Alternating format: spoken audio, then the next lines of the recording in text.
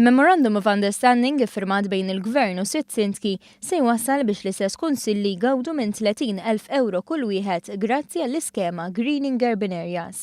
Skema li bdiet bħala proġett pilota fl-2015 illi tant kienet suċċess li issa saret permanenti. Din id-darba se jibbenefikaw il-Belt Valletta, il-Ħamrun, il-Marsa, in-Naxxar, Ħażebbuġ u l-Arb.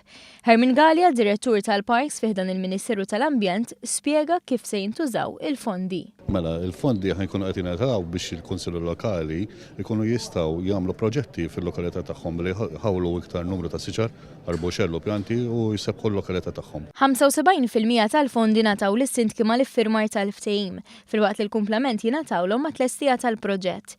F'kull lokalità mistennija jinżeraw mijiet ta' siġar u arbuxelli, Biġnien Hastings, Port St. Tomas u numru ta' oqsma ta' djar u ma' fost iż-żoni li se jgawdu minn dan it-tħaddir. Dan kollu sprunat mis-suċċess tul is-snin fejn minn meta bdiet l-iskema sal-lum ibbenefikaw 21 lokalità. Bla mod ta' flus jaqbes is-700,000 euro.